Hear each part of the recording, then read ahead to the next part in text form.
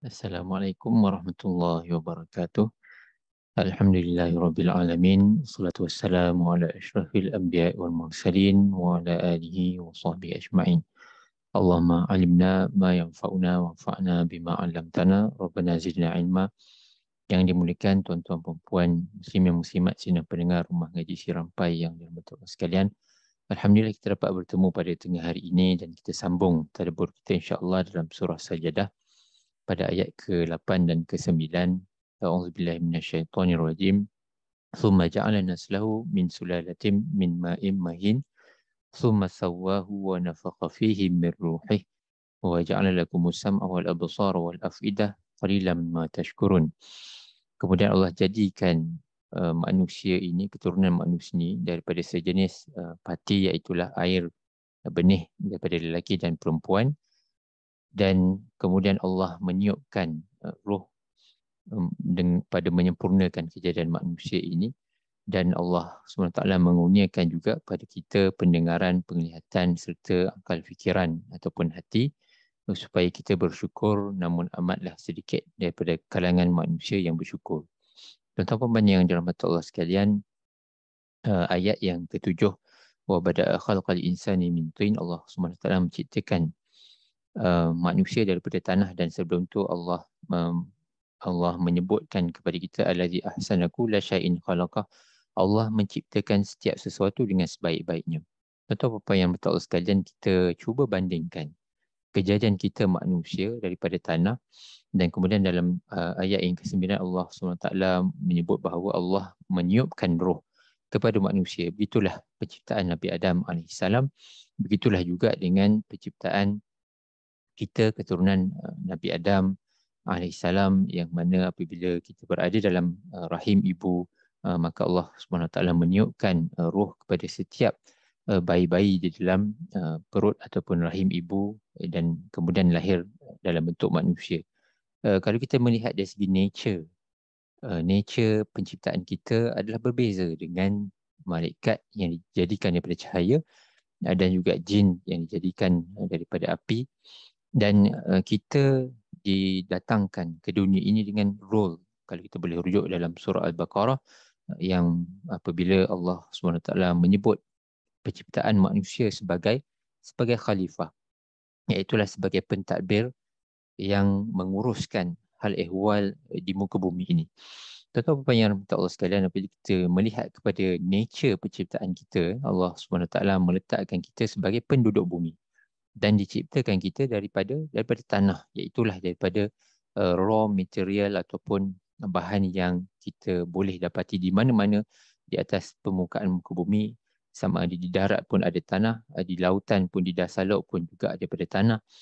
Jadi kita ditempatkan di sini dengan nature penciptaan kita pun juga daripada sini, dengan peranan kita untuk mentadbir bumi ini dengan panduan syariat daripada Allah Subhanahu Wa Taala. Jadi tuan-tuan puan yang betul sekalian, pengajaran yang kita boleh ambil daripada sini adalah di mana Allah SWT meletakkan kepada kita tanggungjawab, maka kita perlulah laksanakan dengan sebaik-baiknya.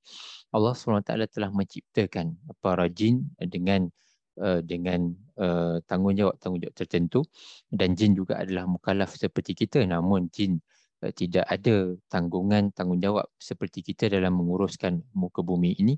Jin ada dunia mereka sendiri dan ada hal ehwal mereka sendiri. Begitu juga dengan para malaikat. Kita belajar tentang tanggungjawab para malaikat, 10 malaikat yang kita wajib ketahui, dan setiap malaikat Jibril, Mikail, Israfil alaihissalam dan sebagainya dengan peranan-peranan tertentu, dan para malaikat ada dunia mereka sendiri sesuai dengan nature penciptaan mereka, tanggungjawab yang mereka perlu laksanakan, dan urusan-urusan yang banyaknya berkaitan dengan hal ehwal di langit, hal ehwal yang kita manusia tidak dapat banyak yang kita ketahui melainkan daripada wahyu yang diturunkan kepada kita. Jadi kita, tuan-tuan perempuan, ambillah masa kita di dunia ini yang tidak panjang, yang mana Allah SWT menjadikan kita dalam nature kita sebegini, tumpukan perhatian kita untuk melaksanakan tanggungjawab kita sebaik-baiknya. Apa yang akan berlaku di kemudian hari nanti, di mana apabila kita meninggal dunia, ataupun apabila hari kiamat berlaku, maka segala semua daripada kita akan mati dan kita akan dibangkitkan semula. Itu adalah satu alam yang kemudian yang kita perlu bermula dari sekarang. Jangan kita terlalu sibuk nak mengambil tahu apakah dia yang berlaku. Bukan kita tak boleh mengambil tahu, kita mengambil tahu berdasarkan wahyu-wahyu Allah Subhanahu Wa Taala turunkan dalam Al-Quran daripada hadis-hadis Nabi SAW, bagaimanakah keadaan di hari kemudian.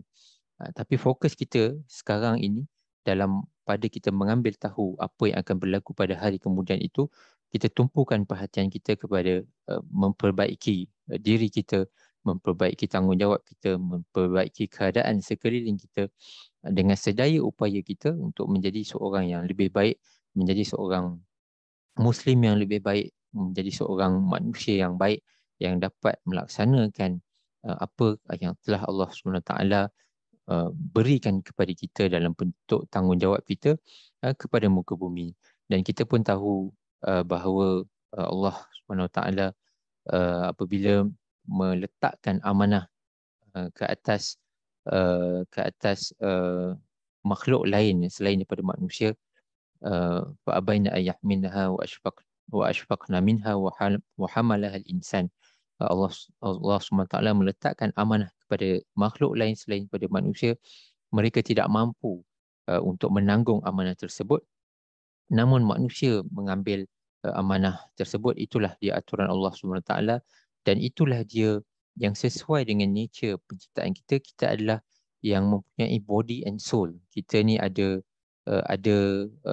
jasad kita, fizikal kita yang dijadikan daripada tanah, dan juga kita ada roh yang ditiupkan dalam diri kita. Dan itulah tugas kita. Kita cuba janganlah kita mengambil alih tugas malaikat di mana kita menganggap diri kita ni angel yang suci, tidak ada apa-apa dosa dan sibuk mengaudit ataupun menganalisa apakah perilaku dan apakah yang berlaku dalam hal ehwal orang lain. Namun kita perlu mengambil tanggungjawab sebagai seorang khalifah di muka bumi, iaitulah apabila kita melihat kepada orang lain, kita melihat dari perspektif bagaimana nak membawa mereka bersama-sama untuk memperbaiki diri dan memperbaiki alam ini, mentadbir alam ini dengan panduan dan syariat Allah Subhanahu Wa Taala. Dan juga kita elakkan diri kita daripada menjadi golongan jin yang mana mereka ada dunia mereka sendiri. Jangan kita sibuk-sibuk nak mengambil tahu, ataupun kita nak sibuk dengan terlalu banyak perkara-perkara yang gaib yang di luar daripada jangkauan kita, dan apatah lagi untuk kita menjadi di kalangan para syaitan yang melakukan kerosakan, yang melakukan dosa. Maka kita perlulah mengambil pengajaran daripada kedudukan kita sebagai manusia based on nature penciptaan kita. Kita ada tugas kita, dan kita tahu para malaikat ada dunia mereka, ada tanggungjawab mereka. Begitu juga dengan para jin, ada taklifan mereka sendiri, ada dunia mereka. Namun kita tumpukan kepada diri kita.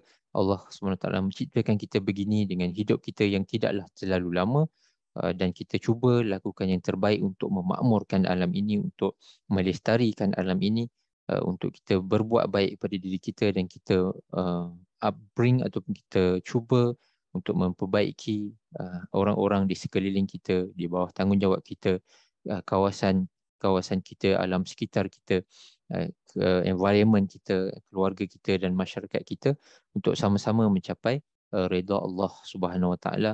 Mudah-mudahan kita berjaya lah melaksanakan taklifan kita sebagai khalifah Allah di muka bumi, dan itulah dia yang sesuai untuk kita bawa peranan tersebut sebagai manusia, dan kita tumpukan kepada usaha kita. Mudah-mudahan ia menjadi satu yang bermanfaat untuk diri kita, untuk orang di sekeliling kita, dan juga untuk muka bumi dan alam yang kita duduk di dalamnya pada hari ini. Tuan-tuan perempuan, mudah-mudahan bermanfaat untuk kita semua. InsyaAllah kita akan sambung dalam sesi akan datang. Dalam ayat yang sama, kita mengambil beberapa lagi pengajaran di mana merujuk kepada peranan kita sebagai manusia, sebagai hamba Allah di muka bumi ini. InsyaAllah. Subhanakallahumma wa bihamdika asyhadu an la ilaha illa anta astaghfiruka wa atubu ilaih. Sallallahu ala sayyidina Muhammad wa ala alihi wa sahbihi wasallam, walhamdulillahi rabbil alamin.